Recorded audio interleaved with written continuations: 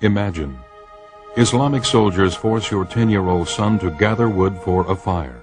The soldiers pressure him to convert to Islam. When he refuses, he's thrown on the burning wood he collected and left to die. They told me I would be released if I became a Muslim. I told them that was not possible. I am a Christian, so they threw me on the fire.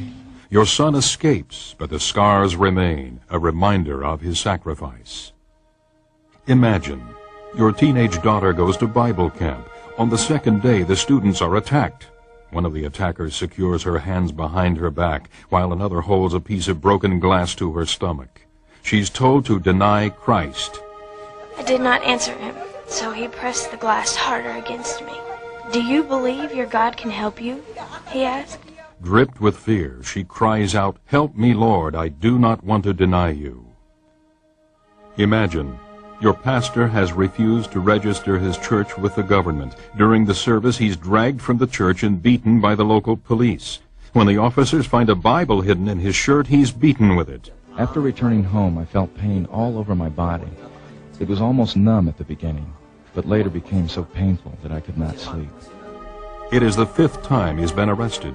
If he's caught again, the police say they will kill him. Every day, thousands of Christians are persecuted for their faith. Hundreds are martyred, about 1 every 3 minutes.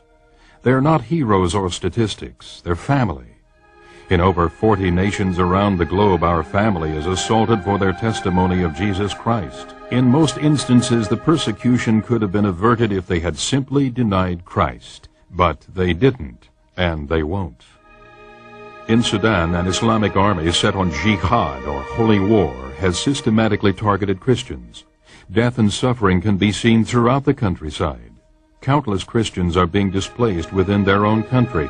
Fleeing from persecution, they've lost everything, often arriving at refugee camps with nothing more than the clothes on their backs. In spite of heavy persecution, the church in Sudan continues growing at astonishing rates. Many of the believers bear the scars of their faith, but they also bear a testimony to God's faithfulness. Over 500 churches have been destroyed in Indonesia. On the island of Ambon, Christians have been massacred in a so-called religious cleansing by radical Muslims. Facing increased persecution, pastors in Jakarta have encouraged their congregations to stand firm, confident that their suffering is a prelude to coming revival. With the fall of communism in Eastern Europe, many have hailed its defeat. But Christians in North Korea, Vietnam, Laos, or China would disagree.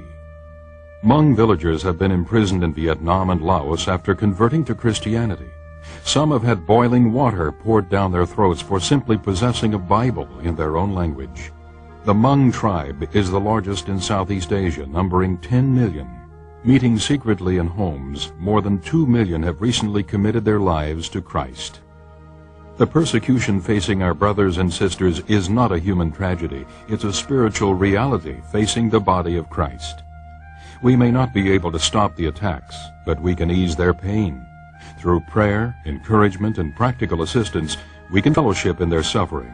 We can show them that they are not forgotten.